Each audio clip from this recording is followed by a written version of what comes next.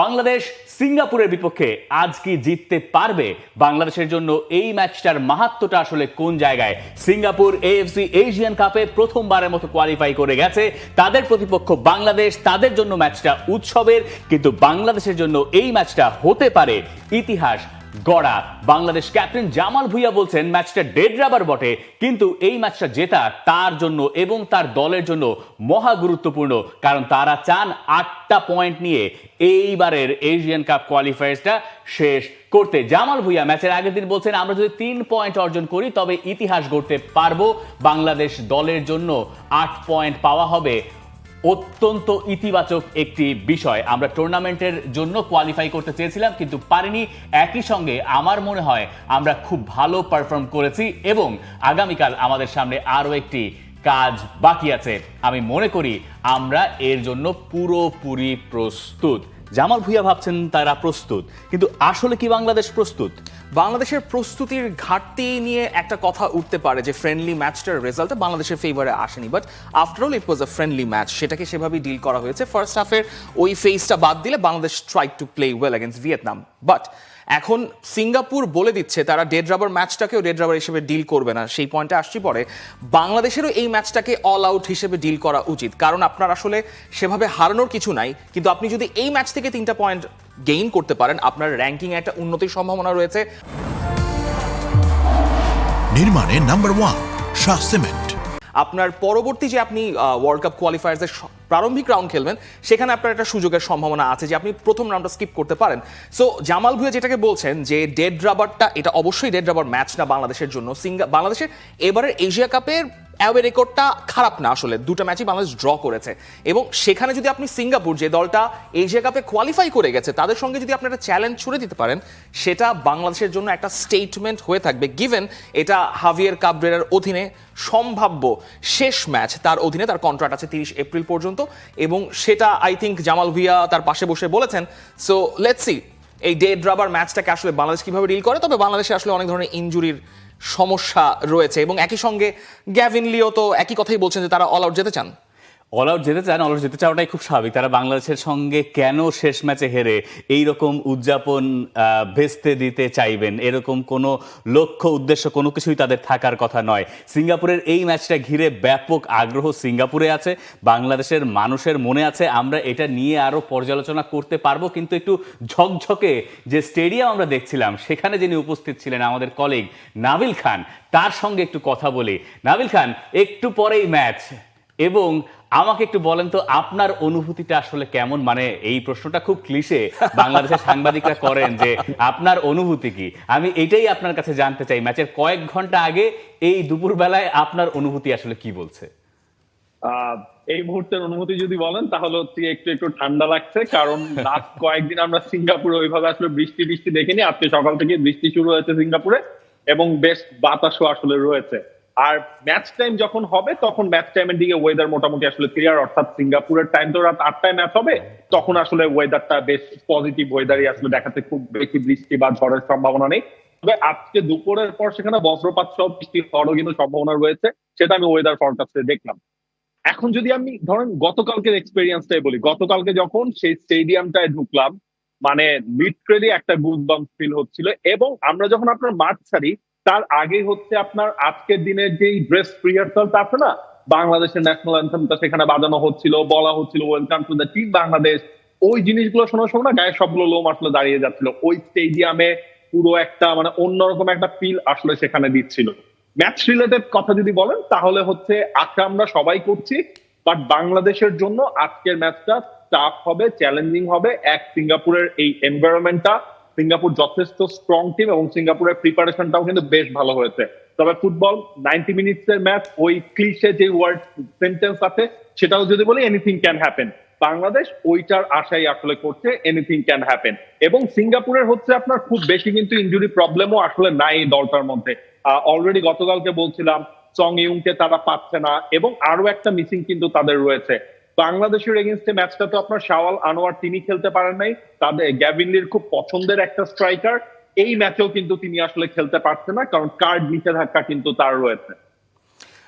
সিঙ্গাপুরের স্টেডিয়ামটা তো ছাদ বন্ধ রাখা হবে এরকমই তো দেখলাম, আপনিও তো বেশ মানে হ্যাপিলি সেটা ছাদ বন্ধ থাকার ঘটনা বললেন, কিন্তু এই ছাদ বন্ধ থেকে সিঙ্গাপুরের মাঠে খেলাটা বাংলাদেশের জন্য তো প্রেসারের বটে, আবার সিঙ্গাপুরের জন্য কিছুটা প্রেসার হয় কিনা, মানে পুরো দুটো ক্যাম্প মিলে কিরকম পরিস্থিতি দেখছেন? আর বাংলাদেশের ম্যাচটা আমাদের যতটুকু মনে আছে যেরকম উৎসবের একটা আমেজ ছিল, সিঙ্গাপুরের ম্যাচেও তো এরকম একটা উৎসবের আমেজ আছে বলে আমি যতটুকু জানি। কিক অফের আগে একটা বেশ গানের অনুষ্ঠান আছে যেখানে ফান্দি ব্রাদার্সের বোনও থাকবেন, তো সব মিলে কি অবস্থা, কি পরিস্থিতি দেখছেন?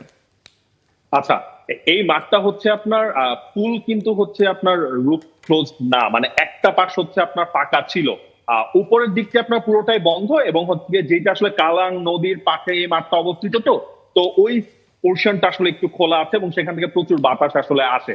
আমি একটা জাস্ট এক্সাম্পল দেই, কালকে আপনার যখন সিঙ্গাপুর টিম ওখানে প্র্যাকটিস করছিল, 2-3 জন ফুটবলার ট্রেনিং এর সময় হয় না আপনার একটু জোরে জোরে আসলে কথা বলে বা চিৎকার করে, তখনই না এই স্টেডিয়ামের মধ্যে আমরা অন্য প্রান্তে থাকলেও সেটার ইকো আমরা আসলে শুনতে পাচ্ছিলাম।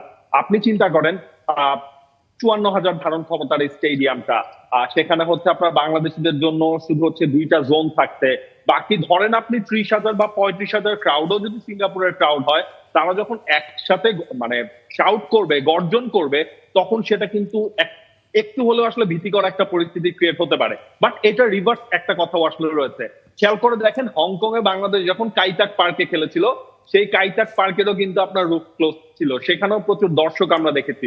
সুতরাং ওই জিনিসগুলোর হিসেব নিকেশ আসলে বাদই রাখতে চান। ইনফ্যাক্ট জামাল ভুঁইয়াও একটা কথা বলছিলেন, ধরেন আমাদের প্রচুর সাপোর্ট আছে, কিন্তু এই সাপোর্টাররা তো আমাদের মাঠে খেলে দিতে পারবেন না, ফুটবলে 90 মিনিট আসলে আমাদেরই খেলতে হবে। এই জায়গায় ধরেন ওই সিঙ্গাপুরের সাপোর্টাররাও মাঠে থাকবেন, ফুল প্যাকড একটা স্টেডিয়াম হলেও হয়তো হতে পারে, না হলে হয়তো সেখানে 20-30% খালিও থাকতে পারে। তারপর আসলে জামালরা বা টিম বাংলাদেশ ওই জিনিসটা রাখতে চান যে না, ক্রাউডের জায়গায় থাকুক। নাবিল খান আছেন বাংলাদেশের 11 মিলাই, হ্যাঁ, গোলবারের নিচে, মানে গোলবারের নিচে কে? আচ্ছা, এইটা হচ্ছে যে আপনার আপনি বললেন না আমাকে মিতুল, মানে বললেন না, এটা বললেন না, এটা মানে আগের ম্যাচে চেঞ্জ করার পরে বললেন না যে আবার চেঞ্জ করবেন। না, এইটা যদি আসলে হয় তখন হচ্ছে গিয়ে মেইন ম্যান যিনি আছেন তাকে হচ্ছে most confused person in the world বললেও আসলে ভুল হবে না। Who's that guy? Who's that guy? You know, our one and only head coach. But হচ্ছে কি আপনার ওই ভিয়েতনাম ম্যাচের পর মিতুলকে নিয়ে আসলে আলাদা করে সেশন করা হয়েছে। মিতুলকে হচ্ছে একটু হলেও বেশি হচ্ছে গিয়ে আপনার তাকে নিয়ে আলাদা করে আক্রামুল রানা কাজ করেছেন, হেড কোচ সহ সবাই হচ্ছে একটু কথাবার্তাও বলেছেন। বাট এই জায়গাটার মধ্যে Abiyar Cabrera last minute call আসলে রয়েছে, এবং স্কোয়াডের এখন যেই অবস্থা আপনি যদি একটু খেয়াল করেন, নাম্বার 9 পজিশনটাই যদি স্পেশালি আপনি দেখেন, সেখানে আপনার তো অপশন কই। ইনফ্যাক্ট বাংলাদেশ আজকে আপনার 23 জনের লিস্ট দিতে পারবে কিনা সেটা নিয়েও কিন্তু আপনার সন্দেহ রয়েছে। আপনি আরমান ফয়সাল আকাশকে একেবারে স্ট্রেট, ইনফ্যাক্ট তার ক্লাবও তাকে পাচ্ছে না, আগামী 3 থেকে 4 মাস তার অপারেশন করতে হবে, সেটা সিজন অলমোস্ট শেষ আরমান ফয়সাল আকাশের, সেটা কনফার্ম হয়ে গেছে। সুমন রেজা, তিনি এর আগের দিন ট্রেনিং এ হালকা হচ্ছে তিনি ব্যথা পেয়েছিলেন, এবং এইটা হচ্ছে ধীরে ধীরে সময় যত যাচ্ছে তার ব্যথাও কিন্তু কমে নাই। সুতরাং আপনার নাম্বার 9 পজিশনে যে 2টা অপশন আছে, আপনার অপশন শেষ, তার মানে কেবলমাত্র মিরাজুল কিন্তু আপনার হাতে সেইখানে অপশন হিসেবে রয়েছে, এছাড়া বাদ বাকি কিন্তু কোনো অপশন নেই। এবং আপনি যদি ওই জায়গাটায় তাকে ইউজ করে ফেলেন, আপনার সাবস্টিটিউট কারা, তাহলে আপনার মোরসালিনকে দিয়ে আপনার স্টার্ট করাতে হবে। লাস্ট ম্যাচে আমরা যেমনটা দেখেছিলাম, ফাহিম, ফাহমিদুল এবং মিরাজুলের জায়গা হয়তো বা মোরসালিন, হাবিয়ার কাবরেরা হয়তো সেই জিনিসটাই আসলে চেঞ্জটা করবে। আর মিডফিল্ডে আমার মনে হয় তেমন কোনো চেঞ্জ আসলে তিনি করবেন না। আর হৃদয় তো আপনার আগে থেকেই মিসিং হয়ে আছে, সেই জায়গাটায় সোহেল রানা এবং একই সাথে হামজা চৌধুরী এবং সমিত সোম, এই 3 জনের লাইন আপটাই মনে হয় আমরা দেখতে পারবো। কাজেম যেহেতু ফিট হয়ে গেছে, কাজেম এবং জামাল ভুঁইয়া হয়তো আপনার সেকেন্ড হাফ হিসেবে মাঠে নামবে। তবে লাস্ট ডে ট্রেনিং এর পরও একটু আসলে কনফিউশনে হাবিয়ার কাবরেরা পুরো টিমকেও রেখেছেন যে কাকে তিনি কার জায়গাটায় আসলে প্রায়োরিটাইজ করবেন। আর আমার আসলে চিন্তার জায়গাটা হচ্ছে ডিফেন্ডিং লাইনটা নিয়ে। ভিয়েতনামের সাথে যখন আপনার ম্যাচটা হয়েছে, আমরা কিন্তু আমাদের ফুটবলারদের কাছ থেকে, বাংলাদেশের ডিফেন্ডারদের কাছ থেকে অনেক সিলি আসলে মিস্টেক আমরা দেখেছি। এইটা আসলে বাংলাদেশ কতটুকু কাভার করতে পারে, কারণ এইখানে আপনার ফান্দি ব্রাদার্স যদি হচ্ছে গিয়ে সামনে খেলে, যেহেতু শাওয়াল আনমানও নাই, এমন যদি হয় একজনকে নাম্বার 9 একজনকে ফার্স্ট 9 হিসেবে যদি স্টার্ট করিয়ে দেয়, তখন কিন্তু সেটাও বাংলাদেশের জন্য অনেক চ্যালেঞ্জ হয়ে যাবে। চ্যালেঞ্জের ছড়াছড়ি, চ্যালেঞ্জের শেষ নাই। আপনার জন্য আরো বড় চ্যালেঞ্জ আছে, আজকে মাঠে যান, ঠিকঠাক মতো খেলাটা কভার করেন এবং Exactly. আশা করি আপনি একটা মানে বিদেশে গিয়ে ম্যাচ জেতা তো আমাদের জন্য বিরল ঘটনা, এইটার সাক্ষী Right. আমরা খুব রেয়ারলি হই, তাই না? এবং বাংলাদেশের দক্ষিণ এশিয়ান দলের বাইরে জেতার ইতিহাস তো গত 5 বছরে এতই বিরল যে নাই বললেই চলে। দুই একটা ঘটনা হয়তো আছে, তাও ফ্রেন্ডলি ম্যাচে, কম্পিটিটিভ ম্যাচে না। নাবিল খান ভালো থাকেন, আপনার টি শার্টটা সুন্দর হয়েছে, আপনার জন্য শুভকামনা। আজকের দিনটা Fresh আপনার- লাগছে বেশ। হ্যাঁ, ভালো বেশ লাগছে। fresh লাগছে। মনে হচ্ছে যে ভালো খাওয়া But দাওয়া enjoy হচ্ছে করেন। আপনার। এনজয় না, Enjoy ঘুমটা ভালো হয়েছে এবং ঘুম থেকে উঠে আসলে লাইভে দাঁড়ালাম, সেই কারণে আসলে আরো বেড়ে গেছে। আর আপনাদেরকে অসংখ্য ধন্যবাদ। ইনশাল্লাহ সারাদিন বিভিন্ন প্রি শো আর রয়েছে, সেই প্রি শোতে কথা হবে, ম্যাচের সময় কথা হবে, ম্যাচের পরে কথা হবে। ধন্যবাদ আপনাদেরকে। অনেক ধন্যবাদ নাবিল খান। এবং একটু আপনাদের মনে করিয়ে দিই যে এই ম্যাচের সরাসরি সম্প্রচার তো টি স্পোর্টসে রয়েছে সন্ধ্যা 6টা থেকে, কিন্তু 5টা থেকে শুরু হবে প্রি শো, টি স্পোর্টসের লাইভ কভারেজ। সেখানে অ্যানালিসিস হবে, সেখানে আমি থাকবো, জুলফিকার মাহমুদ মিন্টু থাকবেন, বাংলাদেশের কোচ এবং বাংলাদেশ জাতীয় দলের সাবেক ফুটবলার জাহিদ হাসান এমিলি, সবাই থাকবেন। সেই শো দেখার আমন্ত্রণ জানাচ্ছি। এবং আমরা আরো একবার ফোকাস করতে চাই বাংলাদেশের সম্ভাব্য একাদশে। এই যে একাদশে আপনি মোরসালিনকে এখন শুরু থেকে খেলাতে পারবেন কিনা জানেন না, কারণ তিনি পুরোপুরি ফিট Fit নন। নন, কিন্তু তাকে বাংলাদেশের প্রয়োজন। ফলস নাইনে তাকে বাংলাদেশের খুব বেশি প্রয়োজন হবে। 9 যদি নাও হয়, 9-এ মিরাজুলের যেই স্টার্টটা আমরা আগেরবার দেখেছি সেখান থেকে হয়তো সরিয়ে আমার মনে হয় যে তাকে আসলে পরের দিকে ইউজ করাটা ওয়াইজ হবে হাভিয়ার কাবরেরার ক্ষেত্রে। কিন্তু আপনি ডিফেন্স লাইনে যদি আসেন, আপনি যদি মিডফিল্ডে আসেন, আপনি হৃদয়কে পুরোটা সময় ক্যারি করলেন, আপনি কি অ্যাসেসমেন্ট করলেন? আমি আসলে ন্যাশনাল টিমের ব্যাপারটা বুঝলাম না। আপনি একটা প্লেয়ারকে ন্যাশনাল টিমে কল করেছেন, এরপর তাকে নিয়ে আপনি দুটো দেশ ভ্রমণ করেছেন, ভিয়েতনাম এবং সিঙ্গাপুর, তার আগে বাংলাদেশের ক্যাম্পে ছিল। কি ইনজুরি যে কারণে আপনি আসলে তাকে দুটা ম্যাচের একটা তো পাইলেন না, তো আপনি তাকে রিপ্লেস করতেন। মানে হৃদয়কে বাংলাদেশ দলে দরকার ছিল, কিন্তু হৃদয়কে আপনি যদি এই অ্যাসেসমেন্টটা নিতেই পারতেন, আমি শিওর যে লাস্ট দিন পর্যন্ত অপেক্ষা করা হয়েছে হৃদয় পুরোপুরি ফিট হবেন কি হবেন না, কাজেম শাহ শেষ মুহূর্তে ফিট হয়েছেন। এই জায়গায় যেমন একটা মানে অ্যাসেসমেন্টের গলদ আপনার কাছে মনে হতে পারে, আরেকটা মনে হতে পারে যে আপনি যে যদি 11 সাজাবেন, আপনি যে ব্যাক লাইনটা ফিক্স করবেন, সেই জায়গায় আপনার একটা সেন্টার ব্যাক খুঁজে পাবেন না। এই যে ডিফেন্সিভ দুর্বলতার কথা আমরা বলছি, এবং বাংলাদেশের এইবারের এশিয়ান কাপের পারফরমেন্স তো যথেষ্ট আসা জায়গা নিয়ে। মানে আমরা যদি এই শেষ 5টা ম্যাচে বাংলাদেশের ফলগুলো দেখি, সবগুলো ম্যাচে বাংলাদেশ লড়াই করেছে, বাংলাদেশ জেতার কাছাকাছি ছিল, বাংলাদেশ কিছু ম্যাচ জিতেছেও। বাংলাদেশ তাদের ইতিহাসে এশিয়ান কাপ বাছাই পর্বে এর আগে যে 9বার খেলেছে, তার ভেতরে প্রতিবার কোনোবারই এমন ঘটনা নেই যে বাংলাদেশ 2টা ম্যাচ জিতেছে। এইবার সেই ইতিহাস গড়ার সামনে বাংলাদেশ, যে বাংলাদেশের পক্ষে 2টা ম্যাচ জেতা সম্ভব, যেহেতু এরই মধ্যে ভারতকে বাংলাদেশ হারিয়ে দিয়েছে। কিন্তু আমার কাছে মনে হচ্ছে বাংলাদেশ সবচেয়ে অগোছালো অবস্থায় যাচ্ছে এই ম্যাচটা খেলতে সিঙ্গাপুরের এগেইনস্টে। সিঙ্গাপুরের এগেনস্টে ম্যাচ খেলার আগে আপনার অপোজিশনকে আপনি যখন অ্যাসেস করবেন, তার জন্য তো আপনার একটা প্রপার গেম প্ল্যান দরকার, প্রপার একটা স্কোয়াড দরকার, যেখানে আপনার স্কোয়াডটাই এখনো ঠিক নাই। ভিয়েতনামের এগেনস্টে আপনি একটা স্কোয়াড নামিয়েছেন, সেখানে গোলবারের নিচে শ্রাবণ ছিলেন। আমরা বারবার ওই প্রশ্নও করছি যে শ্রাবণ নাকি মিতুলকে খেলানো হবে। গতকাল কিন্তু নাবিল খান এটাও বললেন যে মিতুলের সাথে যেভাবে ট্রেনিং করা হয়েছে, মিতুলকে নামিয়ে দিলে আসলে অবাক হওয়ার থাকবে না, বিকজ আওয়ার হেড কোচ। হ্যাঁ, নো আমি প্রচন্ড ভাবে অবাক হব। মানে তাহলে আগের দিন আপনি কেন চেঞ্জ করেছেন গোলকিপারে? সেজন্যই আমি বলছি যে অবাক is হওয়ার not কিছু থাকবে fun. না, but this is not fun. এবং এই যে স্কোয়াডে এতগুলো ইনজুরি সমস্যা, যে আপনি অ্যাসেস করতে পারছেন না, যদি আপনি একটা সেট স্কোয়াড নামান, আপনি সেকেন্ড হাফে অন্য কোনো স্কোয়াড নামাতে পারবেন না। যদি আপনি ফলস লাইনে নামান, তাহলে আপনি কি ব্যাক ফোরে শিফট করবেন, নাকি যদি ব্যাক থ্রিতে খেলান, তাহলে তো আপনাকে বেসিক্যালি 2 উইংয়ে খেলাতে হবে আর কি। সেখানে মোরসালিন যদি এক সাইডে অপশন হয়, বা তিনি যদি একটু সেন্ট্রালে এসে খেলেন, তাহলে হয়তো ফয়সাল আহমেদ ফাহিমকে আপনি একটু ওয়াইডে খেলাতে পারবেন ব্যালেন্স করার জন্য। কিন্তু আমার মনে হচ্ছে জামাল ভুঁইয়ার খেলার মানে এখন যে অবস্থা, জামাল ভুঁইয়া ফার্স্ট হাফে তাকে নামানো হবে না। বাট অন্তত for the sake of the team, অন্তত যদি আপনি সেট পিস থেকে কিছু অকার করতে চান, কোনো কিছু একটা ম্যাজিক ক্রিয়েট করতে চান ফ্রম হামজা এরিয়ালি, আপনি জামাল ভুঁইয়াকে নামান। জামাল ভুঁইয়াকে সেকেন্ড হাফে অনেক বেশি দরকার। মোটামুটি এটা কনফার্ম যে হামজা, সমিত এবং সোহেল রানার মিডফিল্ড আমরা দেখতে যাচ্ছি। এখন ব্যাকলাইনে অপশনগুলো কি? বিশ্বনাথ ঘোষ কেবলমাত্র মানে খেলা শুরু করেছেন, গেম টাইম কিছুটা পেয়েছেন। তাকে যদি আপনি রাইট সেন্টার ব্যাক খেলান, তাহলে আপনি সাদউদ্দিনকে রাইট ব্যাক খেলাতে পারছেন, ওইদিকে জায়ান আহমেদ লেফট ব্যাক, মানে লেফট উইং ব্যাক। আমার গেস্ট হচ্ছে এরকম যে ওই আগের ব্যাকলাইনটা তিনি রাখবেন, ফাহমিদুল হয়তো একটু নিচে নেমে খেলবেন, যেটা কখনো কখনো ডিফেন্সিভ শেপে বাংলাদেশকে হয়তো 5-এ কিছুটা হেল্প করতে পারে। আর বাংলাদেশের ক্ষেত্রে মানে আমরা যত বাংলাদেশ কেন্দ্রিক চিন্তা করছি, আপনি সিঙ্গাপুরের ফল দেখেন, মানে তারা ইতিহাসে প্রথমবারের মতো এশিয়ান কাপে কোয়ালিফাই করে গেছে। সিঙ্গাপুরের রেজাল্ট যদি আপনি দেখেন, সিঙ্গাপুরের হোম রেকর্ড বাংলাদেশের জন্য কিছুটা হলেও আশা জায়গা নিয়ে, কারণ তারা ওই জায়গায় ভারতের সঙ্গে ড্র করেছে। ভারত যদি সিঙ্গাপুরে গিয়ে ড্র করতে পারে, হংকং চায়নার সঙ্গে অবশ্য তারা সেখানে জিতেছেই, সেইখানে বাংলাদেশ এই আশাটা দেখতেই পারে যে না ঠিক আছে আমরা একটা ভালো রেজাল্ট করব। কিন্তু আপনি যখন কনসিডারেশন নেবেন যে আপনার দলে তপু, রাকিব, হৃদয়ের যেগুলো আসলে মেইন ফুটবলার তারা নাই, তখন আপনি আসলে ওই চাপটা নিয়েই ফেলবেন, তখন আপনার জন্য কাজটা খুব খুব কঠিন হয়ে যায়। ইভেন বাংলাদেশ সিঙ্গাপুরের ম্যাচে হোম গ্রাউন্ডে বাংলাদেশ যেগুলো করেছিল, আপনার ফার্স্ট লাইন অফ প্রেসিং এ রাকিবের ভূমিকা, হামজার ভূমিকা was crucial. Rakib is the first line of defence, যিনি প্রেস করে আপনাকে বল উইন করার চেষ্টা করবেন বা অপোজিশনকে এমন একটা কর্নারে নিয়ে যাবেন যেখান থেকে বল উইন করা উড বি ইজি। আপনার রাকিব নাই, সেখানে আপনার প্রপার প্রেসিংয়ে কে আছেন? ফাহিমকে দিয়ে কি আপনি ওই প্রেসিংটা পারবেন?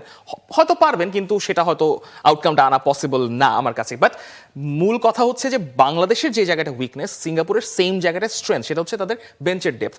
গতকালকে ইলহান ফান্দি কথা বলেছেন বেসিক্যালি, যিনি বেসিক্যালি লাস্ট ম্যাচে বেঞ্চ থেকে নেমে গোল করেছেন হংকংয়ের সঙ্গে। আপনার যদি ইকসান ফান্দিও নামেন, ইকসান ফান্দি অলরেডি বাংলাদেশের এগেন্স্টে গোল করেছে এবং that didn't take too many passes to score that goal, যদিও সেখানে মিতলাটা ভুল ছিল।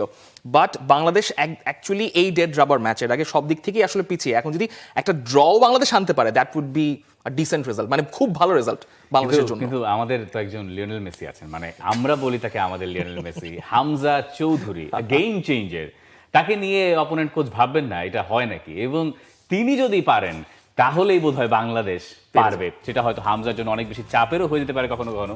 আমি মনে করি না হামজাকে নিয়ে বেশি কিছু বলার প্রয়োজন আছে। আমার মনে হয় অধিকাংশ মানুষ তাকে চেনে এবং আমার মনে হয় ইতিমধ্যে তাকে নিয়ে অনেক কথা হয়েছে। সে ভালো খেলোয়াড়, খুবই উঁচু স্তরে খেলে এবং নিশ্চিতভাবে সে আগামীকাল আমাদের জন্য হুমকি হবে।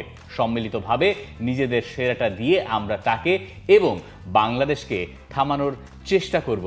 স্টেইং হাম্বল যে ব্যাপারটা, মানে যেই কথা আমাদেরকে বলেছিলেন দ্য গ্রেট এর্লিং হল্যান্ড, যে স্টে হাম্বল, এই ব্যাপারটা সিঙ্গাপুরের ভেতরে প্রচন্ডভাবে আছে।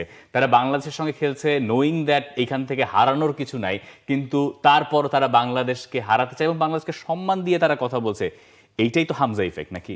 Definitely Hamza effect, definitely Samit Som effect. Bangladesh তো আলটিমেটলি এই লাস্ট চ্যাপ্টারে 2025 এবং 26 মিলে পরিবর্তনটাতে এসছেই তাদের হাত এবং পায়ের জাদু দিয়ে বেসিক্যালি। সে কারণে বাংলাদেশকে সমীহ করে বলেই ভিয়েতনাম বাংলাদেশের সঙ্গে খেলেছে, বা এরকম একটা কম্পিটিটিভ ম্যাচ আমরা ফ্রেন্ডলি ম্যাচে ইন্টারন্যাশনাল উইন্ডোতে দেখতে পেরেছি।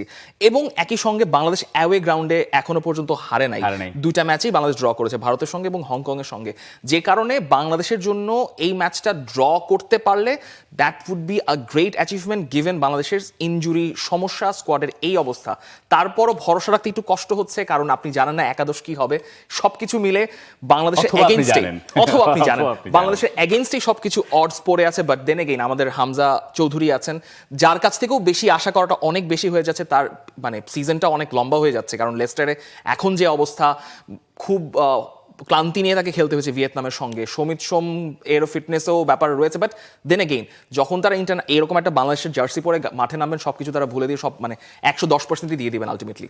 110%ই বাংলাদেশকে দিতে হবে, বাংলাদেশ যদি এই ম্যাচ থেকে আসলেই কিছু একটা আদায় করতে চায়। আপনি কি ভাবছেন আমাদেরকে জানাতে পারেন কমেন্ট সেকশনে। For more updates, subscribe to our YouTube channel and click on the bell icon.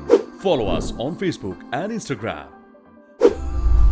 Download T-Sports app to enjoy exciting games and highlights. Visit tsports.com.